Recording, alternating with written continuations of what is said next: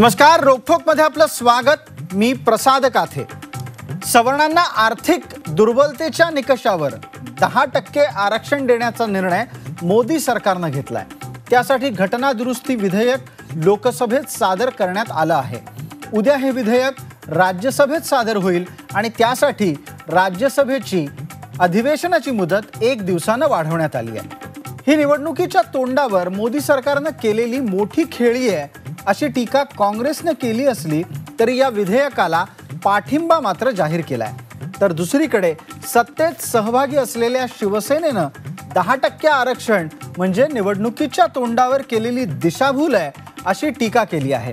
सवर्णांना आर्थिक दृष्ट्या आरक्षण देणं ही खरोखर एक राजकीय खेळी आहे का?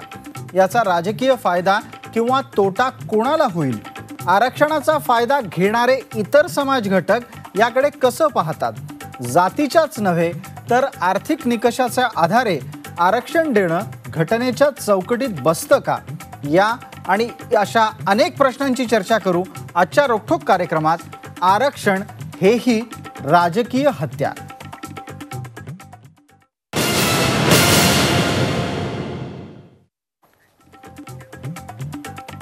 या चर्चेत आपल्याबरोबर सहभागी होत आहेत गुणरत्न सदावर्ते, महाराष्ट्र आणि गोवा बार काउन्सिलचे अध्यक्ष आणि त्याचबरोबर आरक्षण विषयक विद्यमान हालचालींच्या विरोधात मुंबईच्या उच्च न्यायालयात आपली याचिका दाखल करणारे एक वकीलही आहेत। ते राम कदम, भारतीय जनता पक्षाचे प्रवक्ते, सचिन माळी, संघटक सत्यशोधक ओबीसी फेडरेशन, शिवानंद भानुसे, प्रवक्ता संभाजी ब्रिगेड आणि भानुदास शौचे, प्रवक्ता बहुभाषिक ब्राह्मण महासंघ। आपल्या सगळ्यांचं या चर्चेमध्ये स्वागत। चर्चेची सुरुवात आपण आज राम कदम यांच्यापासून करतोय। कदम साहेब, आरक्षण हेही एक राजकीय हत्यार या शीर्षकाच्या आधारे आपण आजची चर्चा करतोय। आपण काल सुद्धा या चर्चेत सहभागी झाला होतात आणि त्यावेळेला वारंवार ही भूमिका घेत होतात की विद्यमान केंद्र सरकारनं आरक्षणाच्या संदर्भात घेतलेली भूमिका ही गोरगरिबांच्या भल्याची भूमिका आहे। पण मला आज तुमच्याकडून काही राजकीय भूमिका अपेक्षित आहेत आणि मी त्याही बरोबर असंही अपेक्षित करतो की तुम्ही स्पष्टपणे काही गोष्टी मान्य कराल, स्वीकाराल। तेव्हा राजकीय दृष्ट्या या आरक्षणाच्या निर्णयाबाबत तुमचं आकलन काय आहे ते एकदा स्पष्ट करा।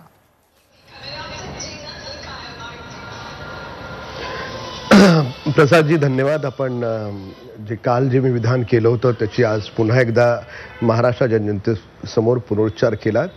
हे काही निवडणुका डोळ्यासमोर ठेवून किंवा राजकारणाशी या आरक्षणाला जोडणं काही योग्य नाही, ही भूमिका मी काल मांडली होती। पण ही गोष्ट खरी आहे की या आरक्षणाला इतर सर्वच पक्षांना विरोध करायचा आहे, पण विरोध करण्याची कुणातच हिंमत नाही। म्हणजे काल सुद्धा आपण पाहिलं की एमआयएमचे नेते सुरुवातीला विरोधाची भाषा बोलत होते, पण मी त्यांना म्हणालो की आरक्षणाला विरोध आहे का, तुमचं समर्थन आहे? तर म्हणाले आम्ही स्वागत करतो। तर त्याच्यामुळे शिवसेनेपासून सर्वच पक्षांची ही एका वेगळ्या अर्थानं ते समजतात राजकीय कोंडी। आम्ही राजकीय कोंडी समजत नाही। शेवटी राजकारण कशासाठी असतं? राजकारण हे जनतेच्या भल्यासाठी असतं, समाजकारणासाठी असतं आणि जोपर्यंत आपण सत्तेत आहोत तोपर्यंत चांगले निर्णय घेतले पाहिजेत। म्हणून हा मोदी सरकारनं स्वातंत्र्य प्राप्तीच्या नंतरचा हा क्रांतिकारक इतिहासाच्या पानावर सुवर्ण अक्षराने लिहिला गेला पाहिजे अशा प्रकारचा हा निर्णय आहे आणि लोकसभेत देखील पारित होईल, राज्यसभेत देखील पारित होईल आणि त्या बाबतीतली सगळी कायद्याची मीमांसा ही सरकारनं अगोदरच केलेली आहे।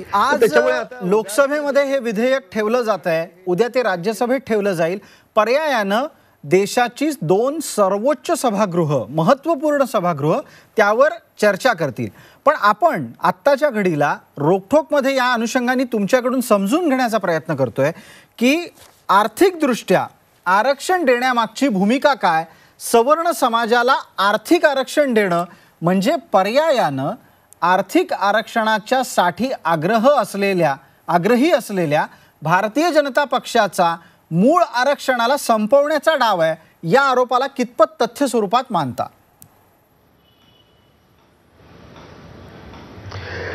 प्रसादजी, भारतीय जनता पार्टी ही काम करत असताना मूळ केंद्रबिंदू असा आहे की अंत्योदयाचं कल्याण, म्हणजे समाजातला जो शेवटचा गरीब घटक आहे त्याच्यापर्यंत विकास पोहोचला पाहिजे, तो देखील विकासाच्या प्रवाहामध्ये समाविष्ट झाला पाहिजे. हा भारतीय जनता पार्टीचा काम करण्याचा मूळ केंद्रबिंदू आहे. या आरक्षणामुळे जो एक समाजातला घटक आहे, जो वंचित आहे, आर्थिकदृष्ट्या वंचित राहिलेला आहे वेगवेगळ्या लाभांपासून, तर त्याला जोडण्याचं हे खूप चांगलं काम आहे. कदम साहेब, ही भूमिका काल आली होती. मी प्रश्नाबाबतीत परत एकदा आपल्याला मध्ये थांबवतो आणि विचारतो की आर्थिक आरक्षणाची ही सुरुवात आहे का?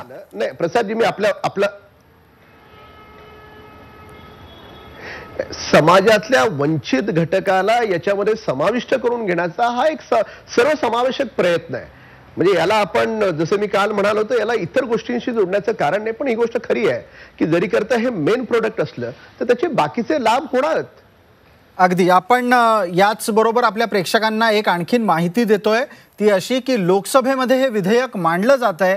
थावरचंद गेहलोत देशाचे मंत्री आहेत या विषयासंदर्भातले, आणि ते या विधेयकासंदर्भात आपली भूमिका मांडतायत. आपण थोड्याच वेळात तीही भूमिका आपल्या कार्यक्रमाच्या द्वारे प्रेक्षकांपर्यंत पोहोचवणार आहोत.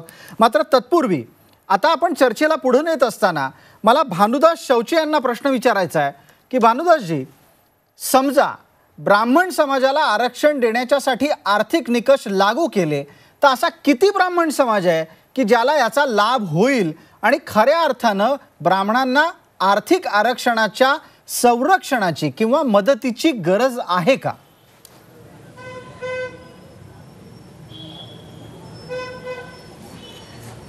नमस्कार. निश्चितच फारच चांगला प्रश्न आहे. त्याचं कारण असं आहे, सवर्णांना आरक्षण असा ज्या वेळेला मुद्दा काढलेला आहे, त्या सवर्णांमध्ये असलेली एक समाज, तो ब्राह्मण समाज.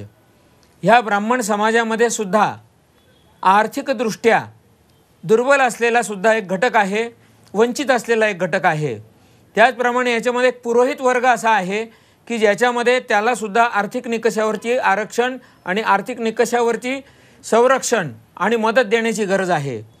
हे मी ह्या ठिकाणी नमूद करू इच्छितो की हे आरक्षण ब्राह्मण समाजाला पुरेसं नाही, परंतु त्याचं आज जे पहिलं पाऊल टाकलं गेलेलं आहे, मोदी सरकारने जे हे पहिलं पाऊल टाकलं, त्या सरकारचं आम्ही स्वागत करतो, त्यांना धन्यवाद देतो. पण त्याच वेळेला आम्ही असा मुद्दा मांडतो की ब्राह्मण समाजाची एकूण असलेली संख्या आणि स्थिती पाहता ब्राह्मण समाजाला हे आर्थिक निकषावरचं आरक्षण पुरेसं नाही. अगदी. भानुदास शौचे यांनी एक नवीनच मुद्दा या चर्चेत मांडला आहे. मात्र मी त्यांना यासाठी थांबवतोय कारण आपण थोडा वेळ थावरचंद गेहलोत लोकसभेमध्ये हे आरक्षण विधेयक मांडत असताना काय भूमिका घेत आहेत ते आपण ऐकणार आहोत आणि पुन्हा चर्चेकडे परत येणार आहोत. इंट्रोडक्शन हो चुका है उसका, उस समय नहीं थे तो क्या करें? यस, बैठिए, अभी कुछ नहीं, बीच में नहीं. Yes minister. मुझे ये कहते हुए खुशी है कि इतना सब करने के बाद भी हमको ये लगा ओनली मिनिस्टर कि ये नगण्य प्रयास है, ऐतिहासिक निर्णय लेने की जरूरत है, ऐतिहासिक प्रयास करने की जरूरत है. इन सामान्य वर्ग के गरीब तबके के लोगों को भी सामाजिक समता और सामाजिक समरसता की दृष्टि से मुख्य धारा में लाने का प्रयास किया जाना चाहिए. प्रधानमंत्री जी जब बने थे तो उन्होंने कहा था उनकी सरकार गरीबों को समर्पित सरकार है, सबका साथ सबका विकास, जो कहा था वो किया और आगे कारगर कदम उठाने की दृष्टि से ये संविधान संशोधन बिल प्रस्तुत किया गया है. मैं ये निवेदन करना चाहता हूं, संविधान में जो आर्टिकल 15 है उसमें अभी 15(1), 15(2), 15(3), 15(4) और 15(5) तक है. वो जो प्रावधान है वो सामान्य वर्ग के गरीब लोगों को सुविधाएं देने का प्रावधान नहीं दर्शाते हैं. इसलिए आर्टिकल 15 में एक सब क्लास 6 जोड़ा गया है और उस सब क्लास 6 में जो प्रावधान किए गए हैं वो इस प्रकार है.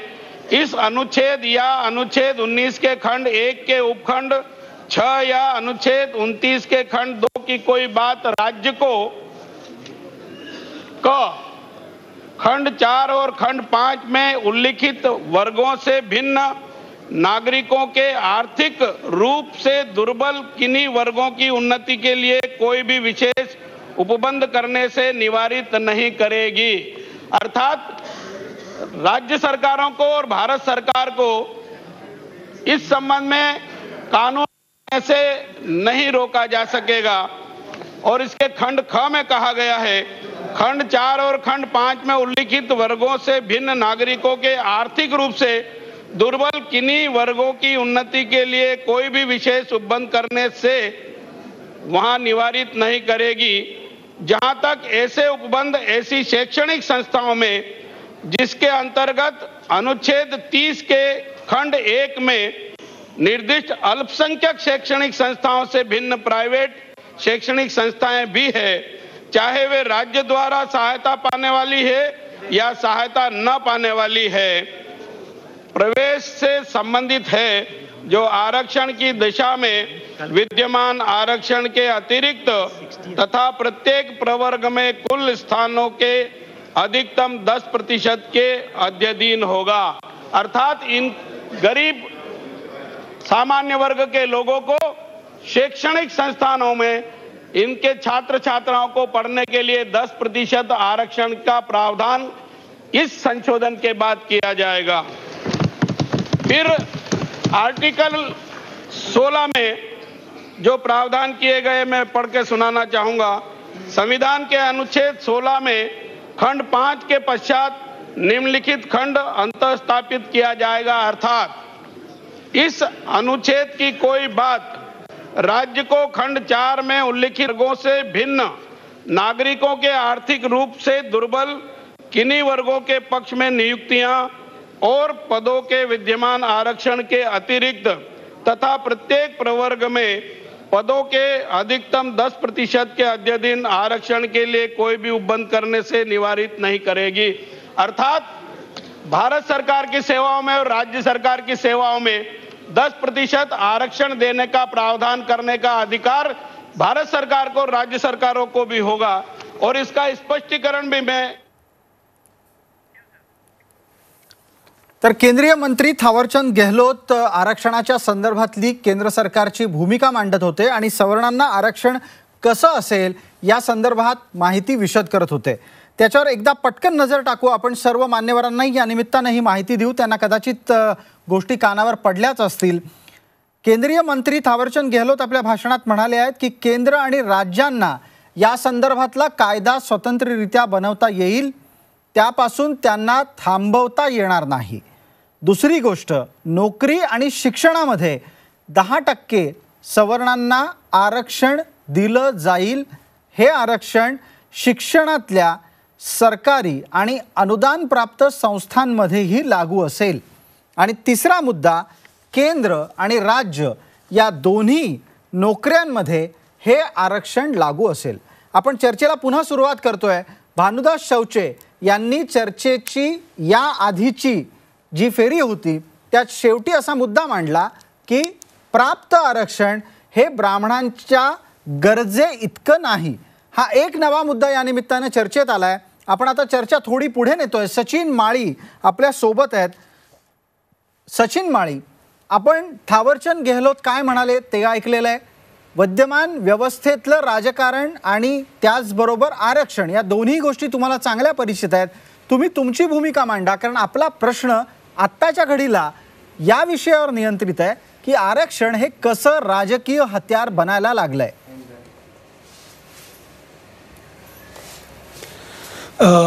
धन्यवाद प्रसादजी। सुरुवातीलाच मी हा जो केंद्र शासनाने निर्णय घेतलेला आहे त्या निर्णयाचा मी निषेध करतो, कारण हा जो निर्णय आहे हा निर्णय भारतीय संविधानाच्या विरोधातला निर्णय आहे।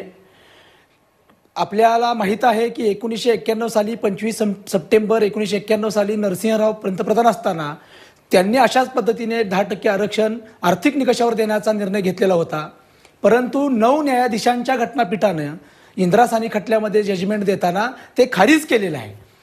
आणि सुप्रीम कोर्टाचे 9 न्यायाधीशांचं घटनापीठ एखादी गोष्ट नाकारतंय, पुन्हा तीच गोष्ट करणं म्हणजे तुम्ही सुप्रीम कोर्टाचं सुद्धा कंटेम्प्ट ऑफ कोर्ट आहे, हे मला या ठिकाणी ठासून सांगितलं पाहिजे. नंबर 1. तुम्ही जी भूमिका दुसरी गोष्ट, मांडताय ती भूमिका आपण एका क्षणासाठी थांबवतोय. आपण पटकन या निमित्तानं गुणरत्न सदावर्तेंना चर्चेत सहभागी करू. गुणरत्न सदावर्ते, या क्षणाला सचिन माळींनी जी थोड्या वेळापूर्वी माहिती दिली त्याबद्दल आपण अधिक कायदेशीर बाब विशद करा, म्हणजे चर्चेला थोडंसं पुढे नेता येईल. पहिली गोष्ट, बेसिक स्ट्रक्चर ऑफ कॉन्स्टिट्यूशनला आज मोठा धक्का पोचलेला आहे. आज जे धाडस करायला नको होतं केंद्र सरकारने संविधानाच्या मुळावर घाव घातलेला आहे, खरंच निंदाजनक आहे. आणि माझ्यासारख्या संविधानप्रेमी माणसाला, संविधानाच्या अभ्यासकाला खरंच आज म्हणजे एक मोठा, म्हणजे मी म्हणतो की एक शॉक लागल्यासारखं मला आज जाणवतं आहे. असो, ते म्हणजे सरकारमध्ये आहेत, परंतु कॉन्स्टिट्यूशनचं कस्टोडियन जे असतात ते सर्वोच्च न्यायालय आहे, सुप्रीम कोर्ट ऑफ इंडिया आहे. वारंवार सुप्रीम कोर्टाने हे सांगितलेलं आहे आणि बाबासाहेब आंबेडकरांनी स्वतः सांगितलं. नाही, गुणरत्न सदावर्ते, आपण थोडं इतिहासात नको जायला. तुम्ही कृपया थोड्या वेळापूर्वी सचिन माळी यांनी जो उल्लेख केला, कृपया त्यावर बोला.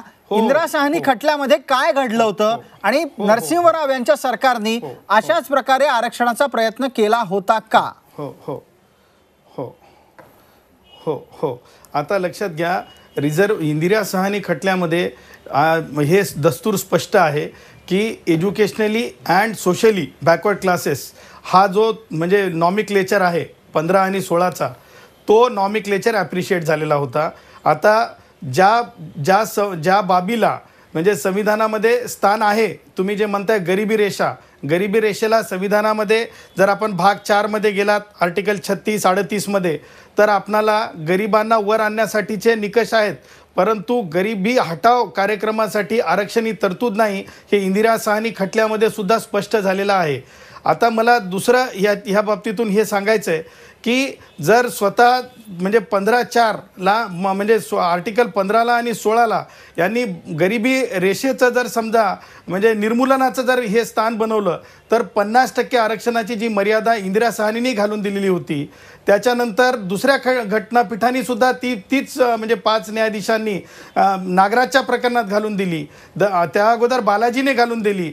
गेल्या वर्षी 2017मध्ये सर्वोच्च न्यायालयाचे न्यायमूर्ती दीपक मिश्रा, धनंजय चंद्रचूड आणि न्यायमूर्ती अजय खानविलकर यांनी सुद्धा अशाच प्रकारच्या निर्णयामध्ये सांगितलं की 50%पेक्षा जास्त गेलं नाही पाहिजे आरक्षण. पण गुणरत्न सदावर्ते, या 50%च्या मुद्द्यावर मी हस्तक्षेप करतो आणि मी आपल्याला एक माहिती विचारतोय, कृपया त्या बाबतीत मार्गदर्शन आता करा की 50%चा मुद्दा संविधानात घटनेत लिहिलेला नाही, तो कोर्टानं स्वतःहून लागू केलाय असा एक दावा तुमच्या 50%च्या दाव्यासमोर केला जातो.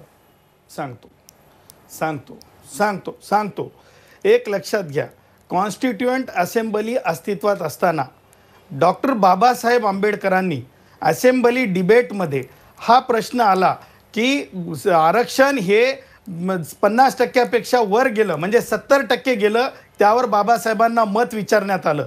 डॉक्टर बाबासाहेब आंबेडकरांनी कॉन्स्टिट्युएंट असेंब्ली डिबेटमध्ये सांगितलं, रिझर्वेशन हे नेहमी मायनॉरिटीयन असेल म्हणजे 50%पेक्षा कमी असेल, म्हणून 49%ची आट आज सुद्धा केंद्राच्या आरक्षणामध्ये आपल्याला दिसते. जेव्हा संविधानिक बाबी परिपूर्ण करण्यासाठी काही मार्गक्रमण करताना अडचणी येतात, तेव्हा अगोदर आपण प्रिएम्बलमध्ये जातो संविधानाच्या आणि नंतर आपण कॉन्स्टिट्युएंट असेंब्ली डिबेटमध्ये जातो. नाही, पण मग जर समजा बाबासाहेबांचे अशा प्रकारचे विचार होते तर विविध राज्यांनी ते पाळले गेलेले दिसत नाहीयेत.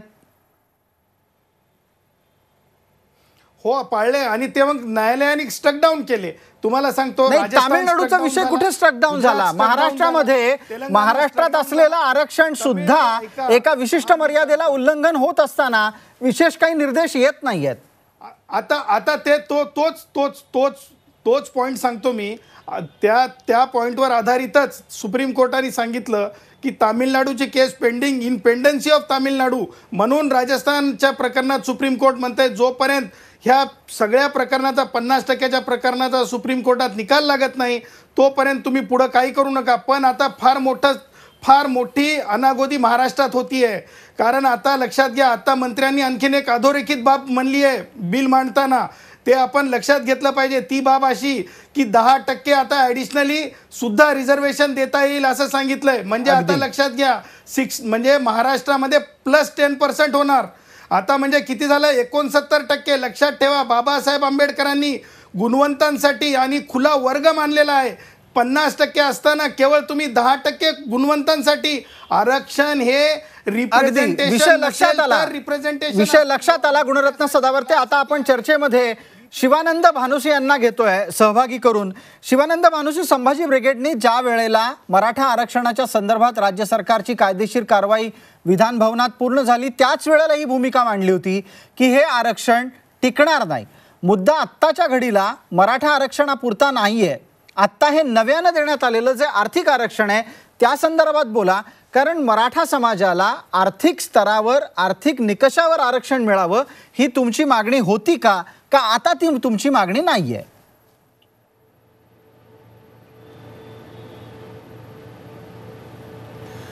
सर्वप्रथम जय जिजाऊ. प्रसादजी, मुद्दा असा आहे की आरक्षण ही संकल्पना आपण मुळात समजून घेणं गरजेचं आहे. 1-2 मिनिटं फक्त मी मुद्दाम घेणार आहे.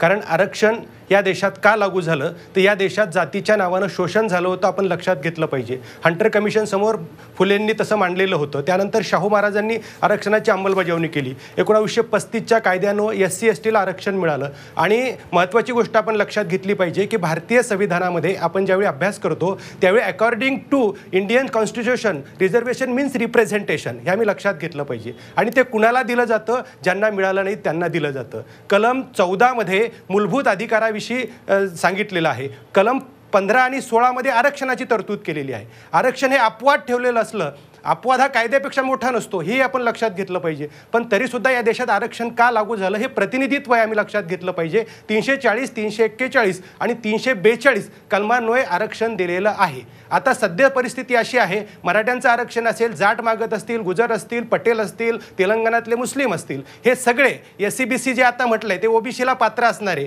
या सगळ्यांची मागणी काय आहे? OBCची मागणी काय आहे? तर OBCचा कोठा वाढवणं ही मागणी आहे. जर बाबासाहेब आंबेडकरांनी त्यावेळी म्हटलं होतं की 50%च्या वर आरक्षण जाऊ नये, पण असे लेखी कुठेही नाही. परंतु 15(4) आणि 16(4) नुसार ज्यावेळी एक्स्ट्राऑर्डिनरी सिच्युएशन निर्माण होते त्यावेळी ते करता येऊ शकतं. परंतु आर्थिक निकषावर अशी काय परिस्थिती निर्माण झाली की ज्यांना हे आरक्षण वाढवण्याची गरज भासली? मुळात या देशात सध्या OBC आरक्षणाची किंवा जे आरक्षण दिलेलं आहे SC-ST OBC याची आरक्षण मर्यादा वाढवण्याची गरज आहे. त्यांना अगदी त्या संदर्भात खरं तर सचिन माळींना आपण बोलायला द्यायला हवं, कारण सचिन माळी थोड्याच वेळापूर्वी आपण एक बातमीही लोकांना सांगितली आणि तुम्ही कृपया त्यावरही पटकन आपली भूमिका द्या. 30 सेकंदात आपल्याकडे, मग आपण ब्रेक घेणार आहोत आणि पुढची चर्चा सुरू करू. त्यानंतर राष्ट्रीय जनता दलाने नुकतीच अशी मागणी केली आहे की OBCच्या आरक्षणात वाढ करा. कृपया पटकन आपली भूमिका मांडा. नाही, आता हा एक मार्ग आहे की OBCचं आरक्षण जे आहे त्या आरक्षणाचा विस्तार करणं आणि त्याचं वर्गीकरण करणं, जेणेकरून जातीचा संघर्ष टळेल. खरं तर आरक्षण म्हणजे जणू काही जादूची छडी आहे आणि सगळ्या प्रश्नांचं उत्तर आरक्षणामध्ये आहे असं राज्यकर्ते दाखवतात आणि त्याचा परिणाम खाली जातीमध्ये संघर्ष निर्माण होण्याकडे होतोय. म्हणून मला असं वाटतं की एकतर OBC आरक्षणाचं जर वर्गीकरण केलं तरी सुद्धा आपल्याला प्रश्नांची सोडवणूक करता येईल. हा त्यातला सगळ्यात बेसिक मुद्दा आहे. म्हणून RJDने जी भूमिका मांडलेली आहे त्या भूमिकेकडे सकारात्मक बघितलं पाहिजे असं मला अगदी. पहिला प्रश्न विचारणार आहोत राम कदम यांना. राम कदम, मगाच्या चर्चेमध्ये गुणरत्न सदावर्ते, सचिन माळी आणि शिवानंद भानुसे यांनी आपल्या पद्धतीनं या आरक्षणाच्या लागू करण्यातली आव्हानं सांगितली आणि दुसऱ्या बाजूला भानुदास शौचे यांनी प्राप्त आरक्षण ब्राह्मण समाजासाठी पुरेसं नाही असा मुद्दा मांडला. मी पहिला प्रश्न आपल्याला विचारतो. मी आता सलग तुम्हाला काही प्रश्न विचारणार आहे. पहिला प्रश्न, जर नरसिंहरावांच्या काळात असाच प्रयत्न झाला होता आणि तो अपयशी ठरला होता तर पुन्हा त्याच मार्गाने का मोदी सरकार वाटचाल करतंय? तेव्हाही नरसिंहरावांना राम मंदिराच्या प्रश्नाचं आंदोलनाचं आव्हान होतं. आजही तुम्हाला विविध प्रकारची आव्हानं भेडसावतात म्हणून आरक्षणाचं हत्यार काढलं गेलं आहे का?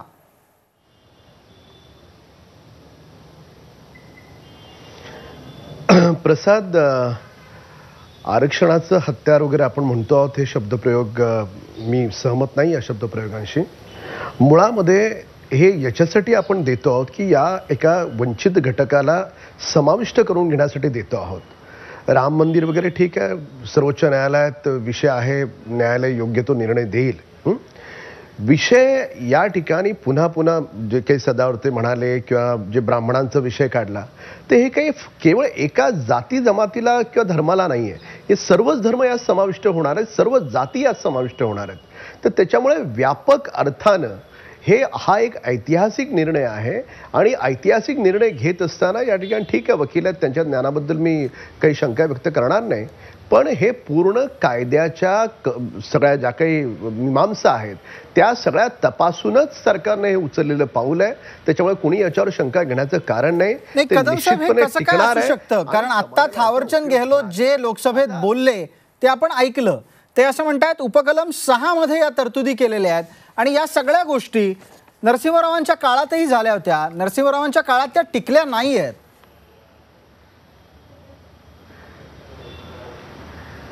नाही, जो इतिहासातला जो संदर्भ आपण देत आहात तो संदर्भ घेऊन आपण पुढे त्याच्यामध्ये ज्या काही आवश्यक गोष्टी आहेत त्या सरकार आवश्यक गोष्टी त्याच्यामध्ये तरतुदी करून ते टिकेल या दृष्टिकोनातून सरकार ते पूर्णपणे सरकारनं काळजी घेतलेली आहे. याच्यावर कुणी शंका उपशंका व्यक्त करण्याचं कारण नाही.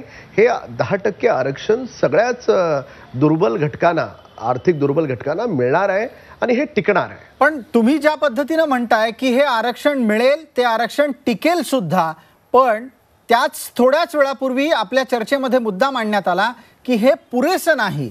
याचा अर्थ आर्थिकदृष्ट्या आरक्षण 10% वाढवण्याची मागणी आत्ताच सुरू झालेली आहे.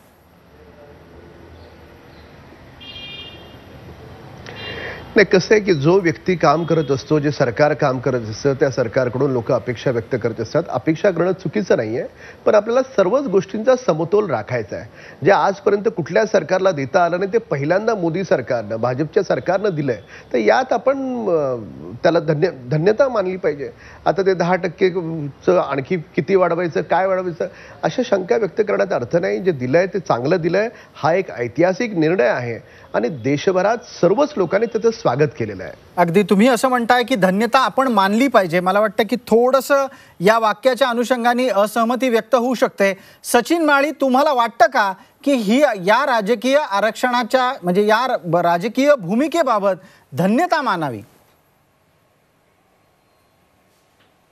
नाही, पहिली गोष्ट ही आहे प्रसादजी की 10% आरक्षण देऊन नरेंद्र मोदी सरकारने स्वतःचं अपयश कबूल केलेलं आहे की बाबांनो आम्ही अपयशी ठरलो आजचे दिन आणण्यामध्ये, हे त्यांनी त्यातून कबूल केलं. पहिली गोष्ट. दुसरी गोष्ट अशी आहे की तुम्ही आता ज्या पद्धतीनं आरक्षणाला आर्थिक निकष लावण्यासाठी तुम्ही सरसावलेला आहात, याच्या पाठीमागं खरं तर डाव असा आहे की आरक्षणच रद्द केलं गेलं पाहिजे. कारण यांचे जे रूट्स आहेत राष्ट्रीय स्वयंसेवक संघाशी, तर त्यांनी सातत्यानं आरक्षण रद्द करा या पद्धतीचे भाषा केलेली आहे. अगदी आपण हा प्रश्न मगाशीच विचारला होता राम कदमांना. मी चर्चेत हस्तक्षेप आणखीन एका कारणानं करतोय, कारण आता संसदेमध्ये अरुण जेटली बोलतात. पटकन आपण जाऊयात लोकसभेमध्ये. स्पष्ट कर दूं, जो थॉमस साहब ने कहे, उन्होंने कहा कि 50% राज्यों की भी स्वीकृति इसके लिए चाहिए होगी. अगर संविधान की जो संशोधन करने की धारा है आर्टिकल 368 उसको पढ़ ले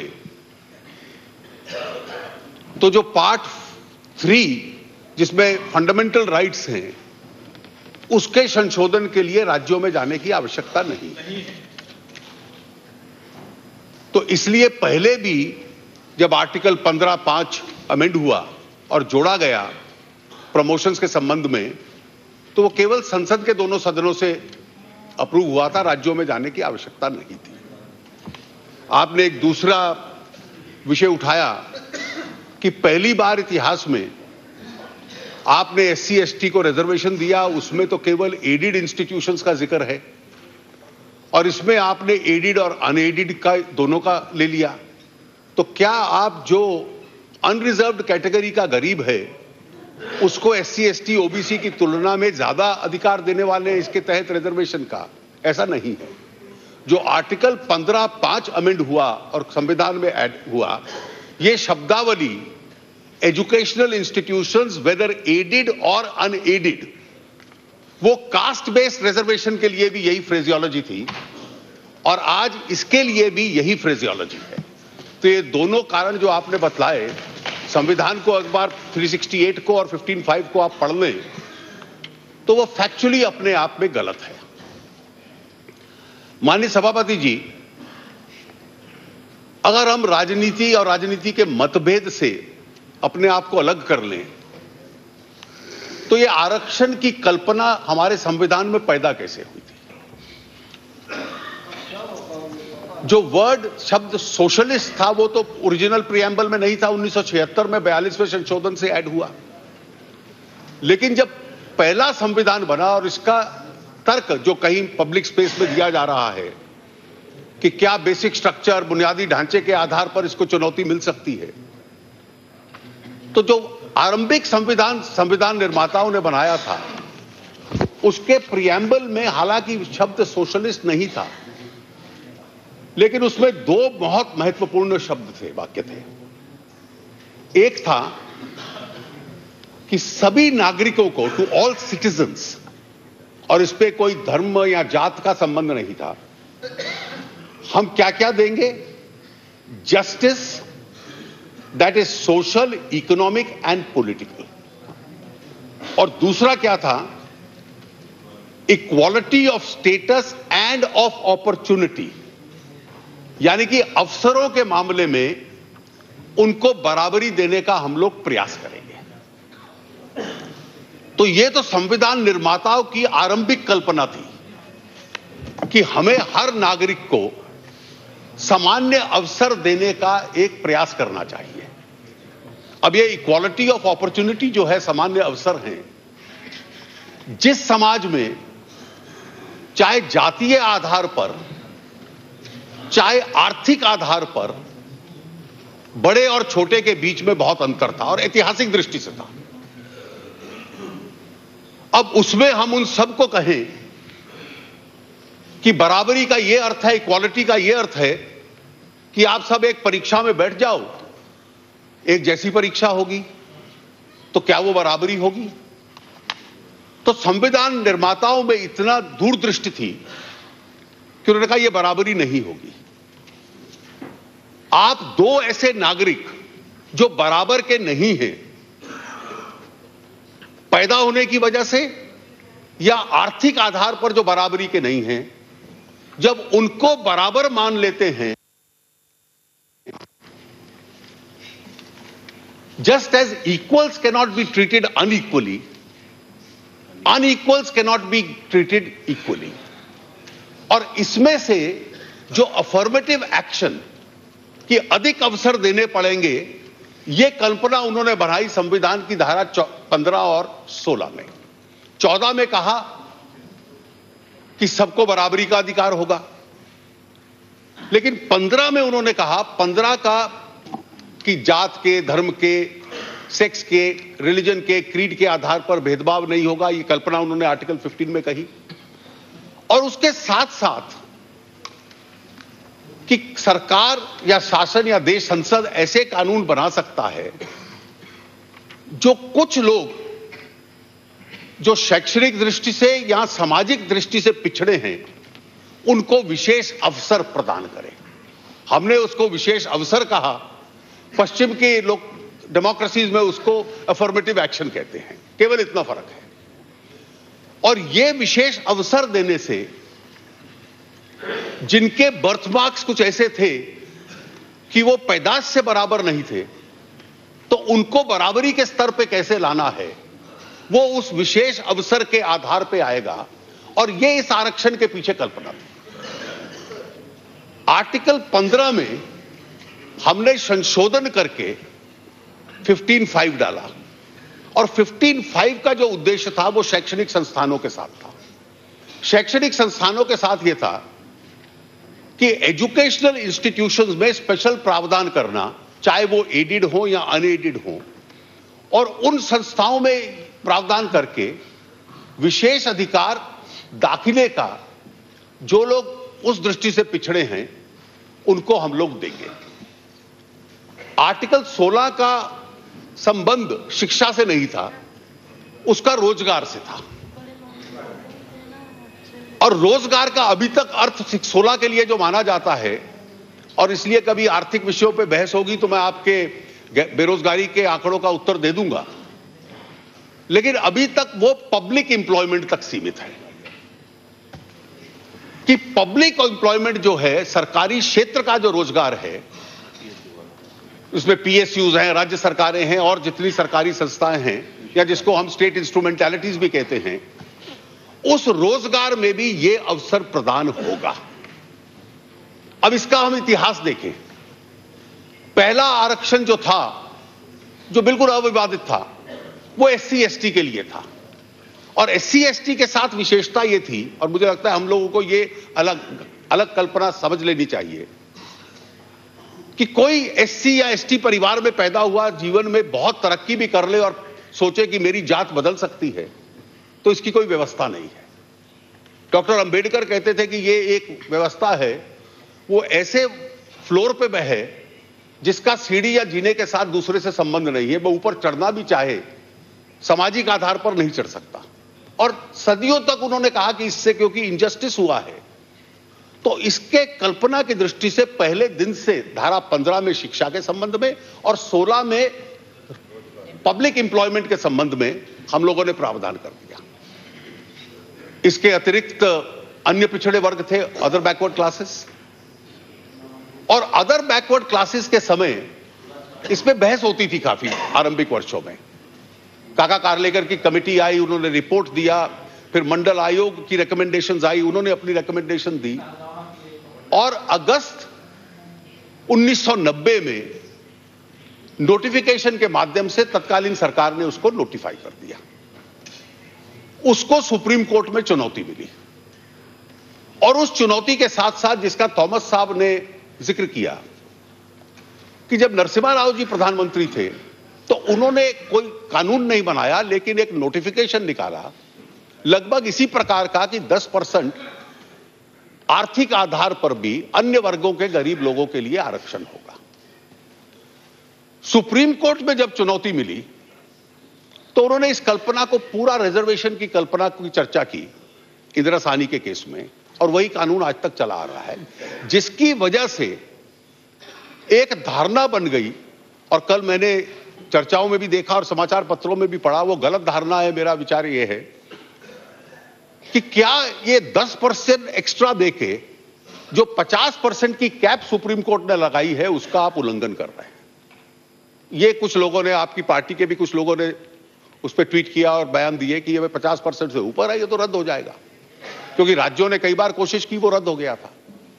ये सही बात है, राज्यों ने कोशिश की या तो नोटिफिकेशन के माध्यम से, या राज्यों ने कोशिश की कि सामान्य साधारण कानून बना के, गुजरात ने भी कोशिश की कि एक एक्ट बना दिया, और उस एक्ट के माध्यम से उन्होंने कहा कि हम रिजर्वेशन दे रहे हैं।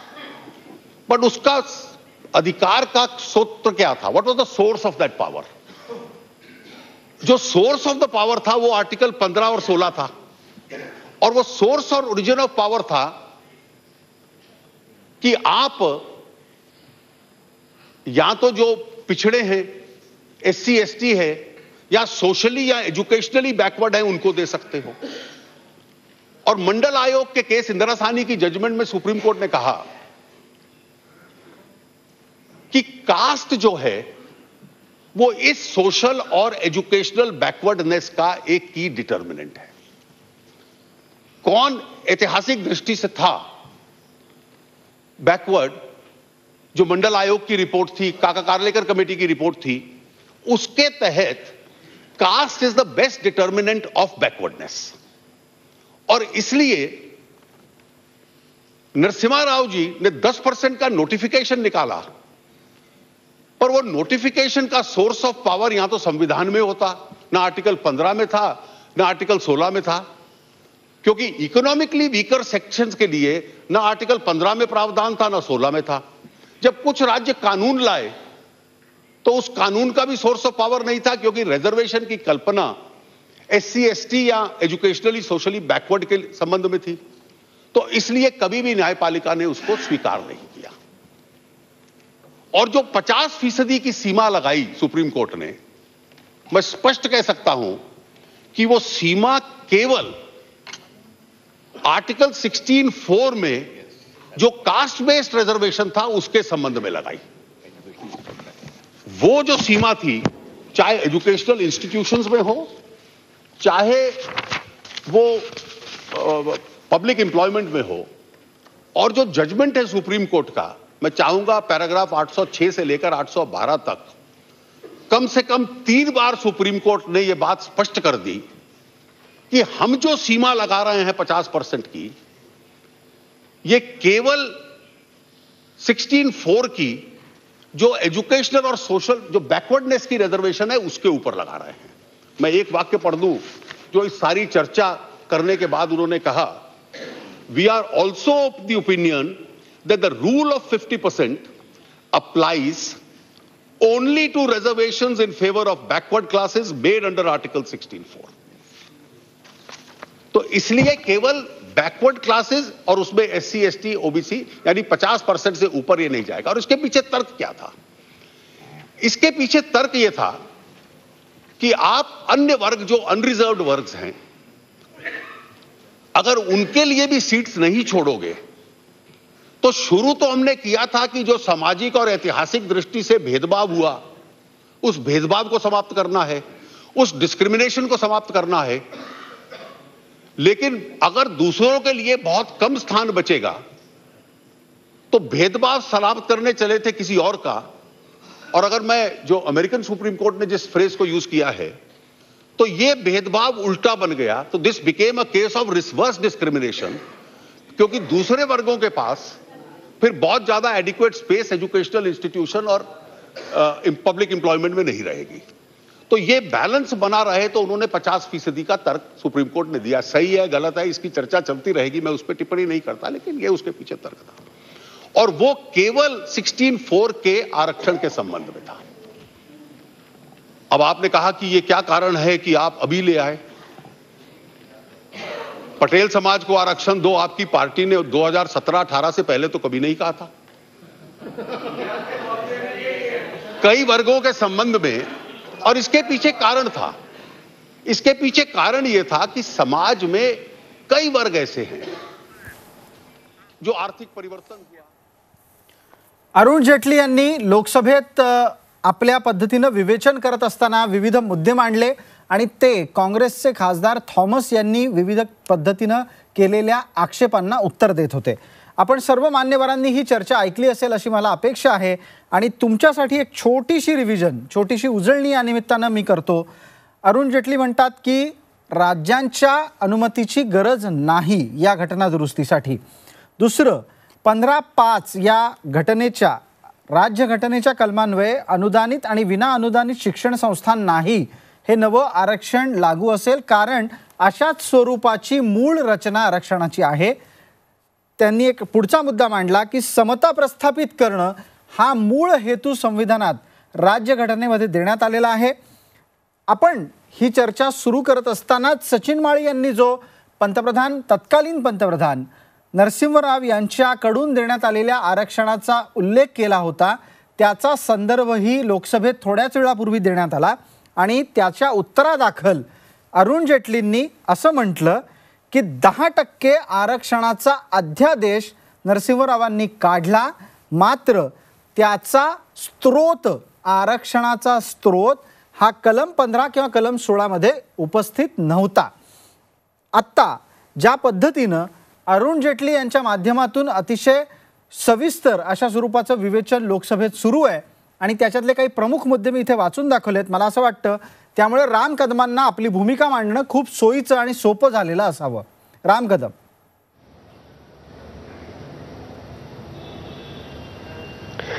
मी जसं याच्या आरंभी सुद्धा म्हणालो होतो की पूर्णपणे कायद्याचा सखोल अभ्यास करत या सरकारनं उचललेलं हे ऐतिहासिक पाऊल आहे।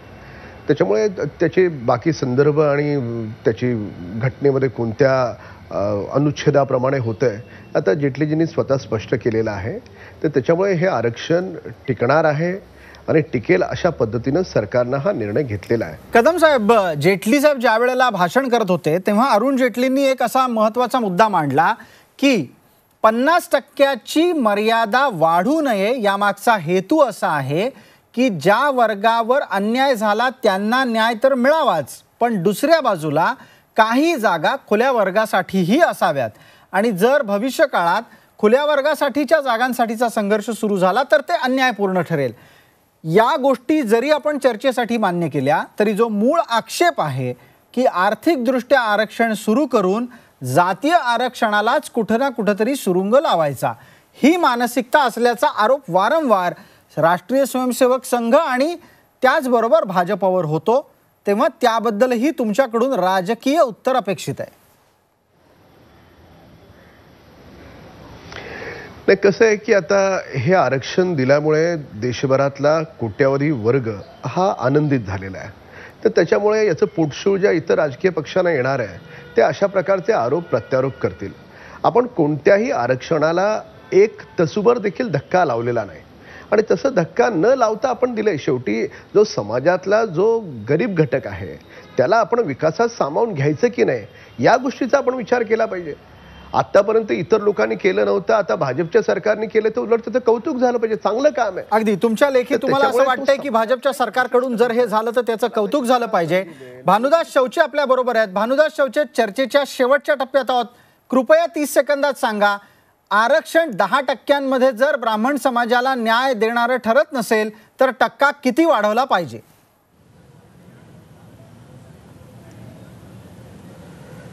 जरी आत्ताला राम कदमांनी ज्या पद्धतीने मांडलं त्याचं आम्ही कौतुकच केलं आहे, त्याचं अभिनंदन केलेलं आहे. ज्या वेळेला हे आरक्षण आम्हाला अपुरं आहे त्यावेळेला आम्ही याच्या जोडीला आर्थिक विकास महामंडळाची मागणी केलेली आहे.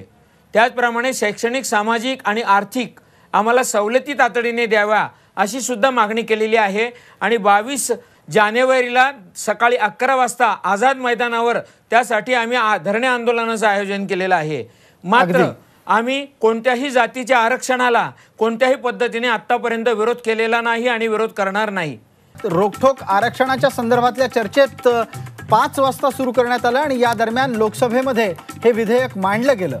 आपण यापूर्वीच्या भागामध्ये थावरचंद गेहलोत आणि अरुण जेटली यांनी लोकसभेत आरक्षणाच्या संदर्भातलं विधेयक मांडत असताना अर्थातच सवर्णांना 10% आरक्षण देण्याबाबत आपली भूमिका मांडली. ती केंद्र सरकारची भूमिका मांडत असताना त्यांनी विविध प्रकारच्या मुद्द्यांचा उल्लेख त्यामध्ये केला. नोकरी आणि शिक्षणात हे नवं आरक्षण लागू असेल, सरकारी आणि अनुदान प्राप्त आणि विना अनुदानित अशा शिक्षण संस्थांनाही हे आरक्षण द्यावं लागेल. या आरक्षणाच्यासाठी गरज असलेली घटना दुरुस्ती करायला राज्य सरकारांच्या अनुमतीची गरज नाही. समता प्रस्थापित करणं हा राज्यघटनेचा मूळ हेतू आहे. त्या हेतूचाच वापर करून आणि त्याला अनुलक्षूनच राज्य सरकारांच्या या एकूणच मदतीशिवाय केंद्र सरकारनं आरक्षणाच्या साठीचा हा एक पर्याय अनुसरायला घेतला आहे. याबरोबरच चर्चेत एक अत्यंत महत्त्वाचा मुद्दा आला. खरं तर रोखठोकमध्ये हा मुद्दा त्या आधी आला होता आणि तो लोकसभेत सुद्धा उपस्थित झाला. त्याचाही आवर्जून उल्लेख करायला हवा की नरसिंह राव यांचं सरकार केंद्रात असताना त्यांनीही अशाच पद्धतीनं 10% आर्थिक आरक्षण सवर्णांना देण्याच्या साठीचा कायदा केला होता. त्यासाठी त्यांनी एक अध्यादेश काढला होता. मात्र तो न्यायालयात टिकला नाही आणि इंदिरा साहनी प्रकरणामध्ये देशात आरक्षणाची रचना काय असावी याची मार्गदर्शक तत्व घालून देण्यात आली आणि त्यानुसार आज तागायत 50% जास्त आरक्षणाचा आकडा नसावा अशा स्वरूपाची रचना कायम आहे. तेव्हा 10% आरक्षण वाढवणं म्हणजे 50%च्या रचनेला मोडीत काढणं अशा स्वरूपाची चर्चा कालपासून विविध माध्यमात सुरू झाल्याचा उल्लेख अरुण जेटली यांनी नुकताच लोकसभेत केला आणि त्याच्यावर केंद्र सरकारची भूमिका मांडत असताना 10% सवर्णांचं आरक्षण हे 50%च्या रचनेला हरताळ फासणारं नाही असा दावा केलाय. आपण आता चर्चेला सुरुवात करतोय. माझ्याबरोबर चर्चेमध्ये आहेत गुणरत्न सदावर्ते, वकील, महाराष्ट्र आणि गोवा बार काउन्सिलचे ते अध्यक्षही आहेत.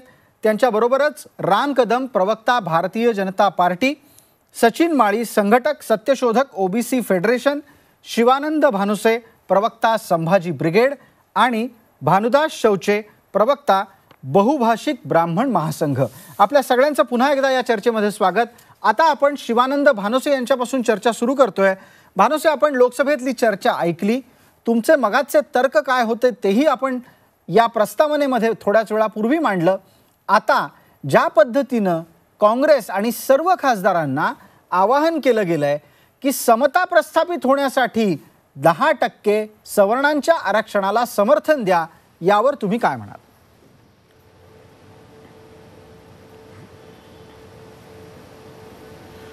मुळात भारतीय राज्यघटनेमध्ये डॉक्टर बाबासाहेब आंबेडकरांनी आणि त्यांच्या सहकाऱ्यांनी सामाजिक आणि शैक्षणिकदृष्ट्या असं म्हटलेलं आहे, आपण पहिल्यांदा लक्षात घेतलं पाहिजे आणि त्या दृष्टीनं प्रयत्न करणं महत्त्वाचं होतं.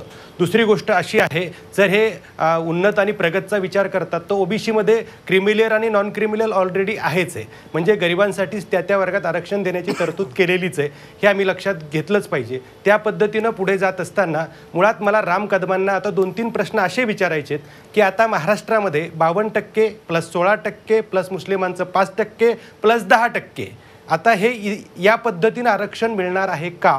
या पद्धतीने ते होणार आहे का? त्या राज्यात त्या पद्धतीने ते जाणार आहे का? असे अनेक प्रश्न या निमित्तानं उपस्थित होतात. मुळात जे करणं शक्य होतं, जे करणं गरजेचं होतं ते न करता मुळात आरक्षण म्हणजे हे प्रतिनिधित्व आहे, ते कुणाला दिलं जातं? ज्यांना ते मिळालेलं नाही, सामाजिकदृष्ट्या जे मागास आहेत त्यांना ते मिळालेलं नाही. आजही जर आकडेवारी काढली क्लास 1, क्लास 2 किंवा सगळ्याच क्षेत्रातली, तर कुठल्या वर्गाला ते मिळालेलं नाही? तर ते सवर्णांना मिळालेलं नाही का?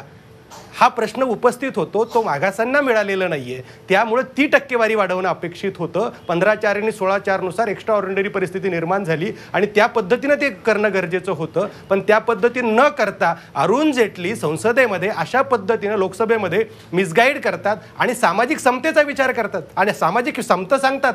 मुळात आरक्षण ही संकल्पना जाती अंताची संकल्पना बाबासाहेबांनी मांडलेली आहे, म्हणजे जो सामाजिक आणि शैक्षणिक मागास आहेत त्यांना बरोबर घेतल्यानंतर इथून पुढे 25, 30, 50 वर्षानंतर आर्थिक निकषाचा विचार होणं अपेक्षित होतं. तोपर्यंत या देशात नाही, ही परिस्थिती आहे. आणि खरंच जे प्रत्येक याच्यातले सवर्ण असतील ते गरीब असतील त्यांच्यासाठी EBC सारख्या सवलती किंवा कलम 346 मध्ये सुद्धा काही तरतुदी केलेल्या आहेत, त्या पद्धतीनं करणं गरजेचं असतं. या पद्धतीनं नाही, हे आम्ही लक्षात घेतलं पाहिजे. अगदी शिवानंद भानोसे, विषय लक्षात आलाय. चर्चेमध्ये आपल्याला इतरांनाही सहभागी करून घ्यायचंय, पण तुम्ही बोलत असताना एक महत्त्वाचा मुद्दा मांडलात आणि राम कदम यांना काही प्रश्न विचारलेत.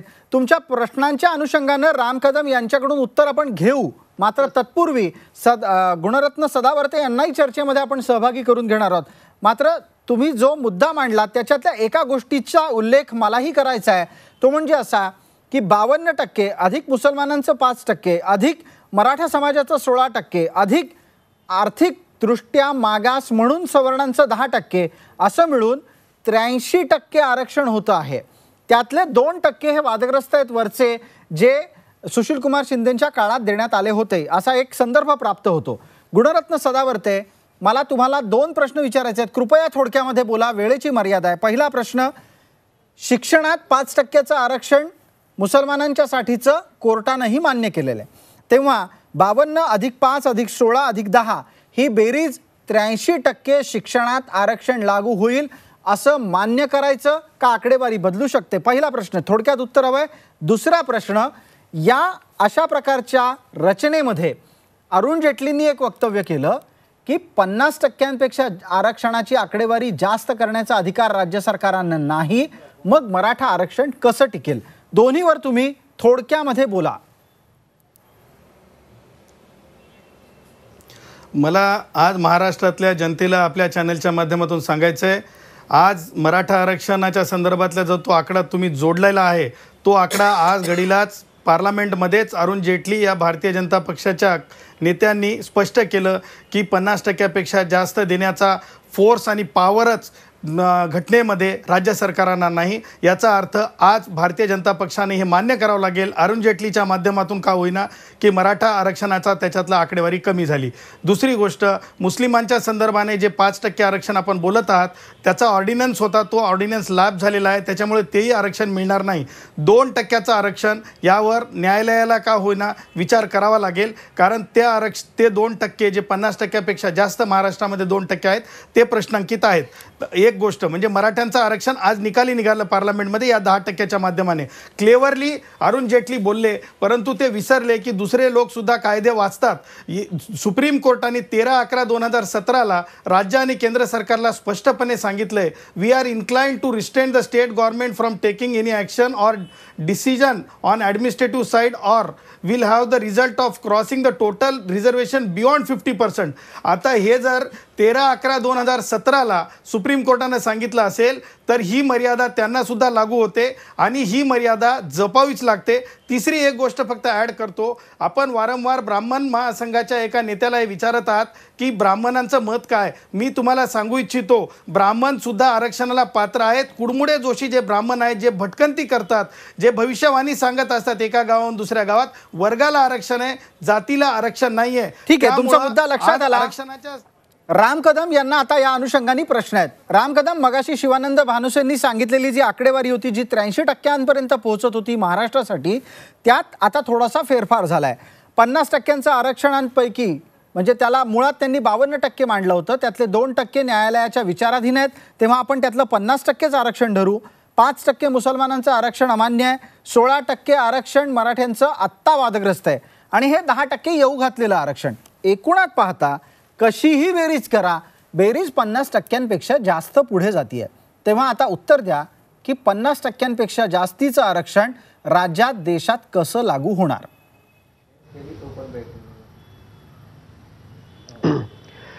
याच्या अगोदर वकील साहेब त्यांनी एक मुद्दा मांडला होता की सुप्रीम कोर्टाचा त्यांनी 2017चा त्यांनी दाखला दिला. लोकसभेला कायदा करण्याचा अधिकार आहे आणि जो काही कायदा आहे त्याची अंमलबजावणी नीट होते की नाही हे न्यायालयाच्या कक्षेतलं काम आहे. तर त्याच्यामुळे कायदा करून आपण आरक्षण देतो, त्याच्यामुळे आपण जो काही प्रश्न उपस्थित केलात तर त्याला तो निकाली निघतो. हा भाग एक. आणि दुसरा भाग, या ठिकाणी भानुसे वारंवार म्हणत होते जे काही त्यांनी मुद्दे मांडले, तर मला त्यांना विचारायचं आहे की जे गरीब आहेत त्यांना आपण सोडून द्यायचं असंच का त्यांनाही आपण आपल्या सोबत घ्यायचं. भारतीय जनता पार्टीचा मूळ केंद्रबिंदू आहे सबका साथ सबका विकास. तो गोरगरीब घटकाला सोबत घेण्याचा हा प्रयत्न आहे. आणि आता ते किती टक्के वाढतंय तर आपण दक्षिणेतली काही राज्य पाहिलेली आहे, त्यांच्याकडे 70% पर्यंत आरक्षण दिलं गेलेलं आहे. पण राम कदम, तो विषय अद्यापही प्रलंबित आहे, त्याला न्यायालयाची मान्यता नाही. भाजपच्या सरकारनं घेतलेला हा क्रांतिकारक ऐतिहासिक निर्णय आहे आणि या निर्णयामुळे गोरगरीब घटकाला प्रचंड मोठा फायदा होणार आहे आणि सर्व जाती धर्माच्या लोकांना होणार आहे. म्हणजे मुसलमानांना होणार आहे, ब्राह्मणांना होणार, सगळ्या जाती धर्माच्या लोकांना होणार आहे. जो गरीब आहे त्याची जात धर्म न पाहता त्याला या विकासाच्या गंगेमध्ये त्याला समाविष्ट करून घेण्याचा हा एक उत्तम प्रयत्न आहे. अगदी राम कदम असं वारंवार म्हणतायत. खरं तर मी असं म्हणेन की ते कालपासून हीच भूमिका लावून धरली आहे त्यांनी की गरिबांच्या भल्यासाठीचं हे आरक्षण आहे. मुळात आरक्षणाला गरिबी निर्मूलनाचं हत्यार म्हणून पाहता कामा नये आणि एका बाजूला ते पाहता कामा नये, मात्र दुसऱ्या बाजूला ते राजकीय हत्यारच बनू पाहत आहे. राम कदम यांनी घेतलेल्या भूमिकेवर इथे असलेल्या 3 प्रमुख मान्यवरांचे हात लगेचच नकारात्मकरित्या वर झाले होते. ते 1 शिवानंद भानुसे, 2 सचिन माळी आणि 3 भालचंद्र शौचे. आपण पटकट त्यांच्याकडून उत्तर घेणार आहोत. भालचंद्र शौचे, सर्वप्रथम आपली भूमिका मांडा, कृपया 30 सेकंदात बोला.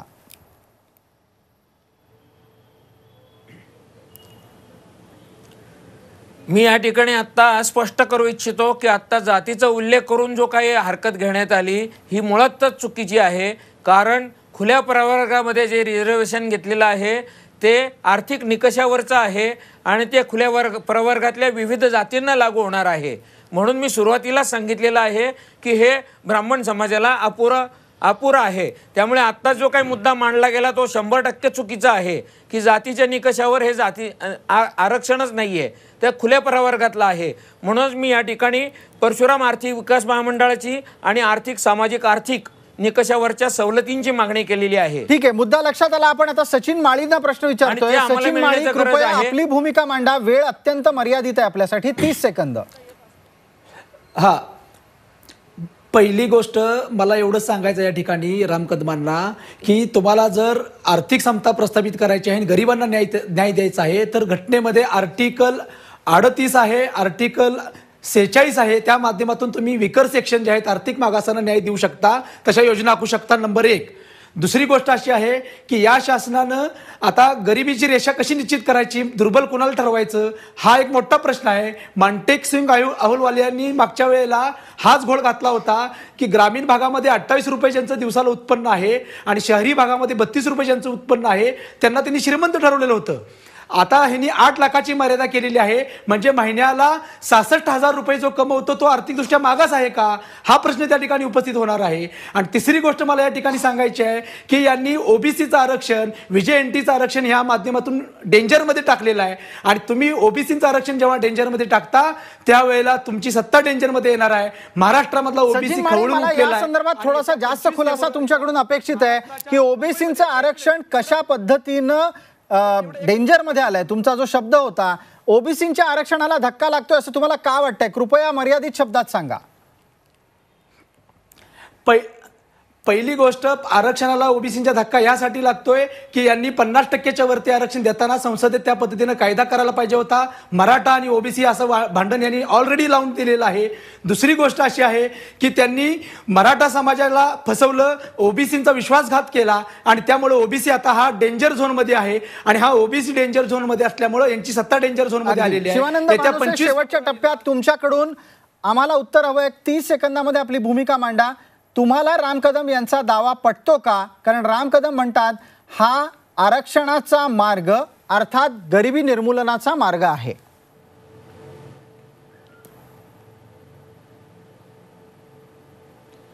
मुळात राम कदम साहेबांनी लक्षात घ्यावं की आरक्षण ही काही गरिबी हटाव योजना नाही, ती प्रतिनिधित्वाची योजना आहे, ती समानतेची योजना आहे, सामाजिक समता निर्माण करण्याची योजना आहे, आम्ही लक्षात घेतलं पाहिजे. आणि त्या दृष्टीनं SC ST आणि OBC अशी तरतूद भारतीय राज्यघटनेत केलेली आहे. अशा पद्धतीनं जर आर्थिक आरक्षण देत असतील तर हे सवर्णांमध्ये, ओबीसींमध्ये, दलितांमध्ये जाणीवपूर्वक भांडणं लावून देण्याचं काम हे सरकार करतं. मताचं राजकारण करण्याचं काम जाणीवपूर्वक सुरू आहे. आता विरोधी पक्ष सुद्धा पाठिंबा देण्यास तयार झाला, म्हणजे हे सगळं राजकारण चाललेलं आहे, आरक्षणाचं राजकारण. हे जे नाव आज जे टायटल आपण दिलेले ते सार्थ याला लागू पडतं. अगदी आपण राम कदम यांना बोलण्याची संधी देतोय. राम कदम, कृपया 1 मिनिटात आपली भूमिका मांडा. अशा पद्धतीनं तुमच्या मुद्द्यांना खोडून काढल्यानंतरही तुम्हाला वाटतं का की आजही आरक्षण हे राजकीय हत्यार नाही? प्रसादजी, जर इतर कोणत्याही जाती धर्माच्या आरक्षणाला आपण धक्का लावत नाही तर भांडणाचा विषय येतो कुठून? आणि हे जे काही वक्ते बोलतायत ह्यांचं काय म्हणणं की जो आर्थिकदृष्ट्या गरीब आहे त्याला समाविष्ट करून नाही घ्यायचं, त्याला असंच सोडून द्यायचं? पण सरकारचं काम काय? सरकारनं सगळ्यांची काळजी घेतली पाहिजे. पण तुमच्याकडे आर्टिकल 38 हे ऐतिहासिक क्रांतिकारक पाऊल आहे मागासांना न्याय देण्यासाठी. एक मिनिट, या देशातल्या कोट्यावधी लोकांना आर्टिकल किती क्रमांकाचं आहे? ऐका, आर्टिकल किती क्रमांकाचं आहे ते महत्वाचं का त्याला बेनिफिट मिळणं, त्याला लाभ मिळणं ते महत्वाचं? त्याला लाभ मिळणं हे महत्वाचं आहे ना. तर या माध्यमातून त्याचा फायदा होत असेल तर तुम्हाला दुखण्याचं कारण काय? राम कदमांची वारंवार भूमिका आरक्षणाचा हेतू हा गरिबी निर्मूलनाचाच आहे. अत्यंत कमी वेळ आपल्या हातामध्ये उरलाय. गुणरत्न सदावर्ते, कायदेशीर बाबी सांगा फक्त 30 सेकंदात. हे आरक्षण नवं सर्व सवर्णांना आर्थिकदृष्ट्या आरक्षण प्राप्त करून देण्याचा मार्ग दाखवणारं लागू करणं शक्य आहे की नाही? हे आरक्षण मी तुम्हाला सांगतो, नोटिफाय झाल्याच्या नंतर याचं आयुष्य आठवडाभरही राहणार नाही. एक दुसरी गोष्ट मी तुम्हाला सांगू इच्छितो, मगाशीपासून राम कदम म्हणत आहेत की सगळा अभ्यास झालेला आहे. मी तुम्हाला सांगतो की राजस्थानचं जे केस होती ती आर्थिक निकषावरलीच केस होती.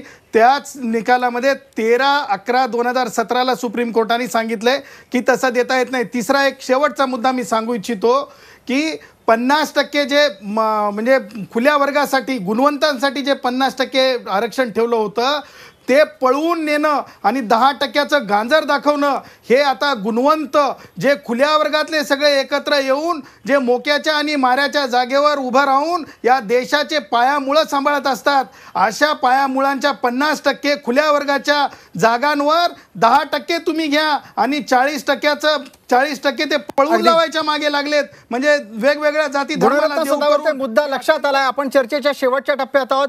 आम्ही प्रेक्षकांना या संदर्भातच एक प्रश्न विचारला होता आणि त्या अनुषंगाने काय जनतेचं मत आलंय ते आता आपण आपल्या स्क्रीनवर आपल्याला दाखवतोय. कृपया स्क्रीनवर पहा. आपण Zee24तास.com माध्यमातून लोकांना प्रश्न विचारला होता की आर्थिक दुर्बलांना आरक्षण देण्याचा मोदी सरकारला फायदा होईल का? 63% लोक म्हणतात होय फायदा होईल. 37% लोकांना मात्र वाटतं की नाही, फायदा मोदी सरकारला होणार नाही. चर्चेच्या या एकूणच कार्यक्रमात आपण सहभागी झालात त्याबद्दल आपल्या सगळ्यांचे आभार. जाता जाता आरक्षण म्हणजे समाजातली 2 घटकांमधली दरी सांधणं आणि जोच समाज या संपूर्ण भारतीय रचनेमध्ये मागे पडलाय त्याला विकासाच्या वाटेवर आणण्याच्या साठीचा केला गेलेला कायदेशीर प्रयत्न, त्याला गरिबी निर्मूलनाचा प्रयत्न म्हणून पाहण्याचा राजकारण्यांचा सोस काही थांबता थांबत नाही आणि म्हणूनच आरक्षण कायमच राजकीय हत्यार बनून राहतं. आज रोकठोकमध्ये इतकंच. ताज्या बातम्यांसाठी पहा Zee24 तास. रहा एक पाऊल पुढे.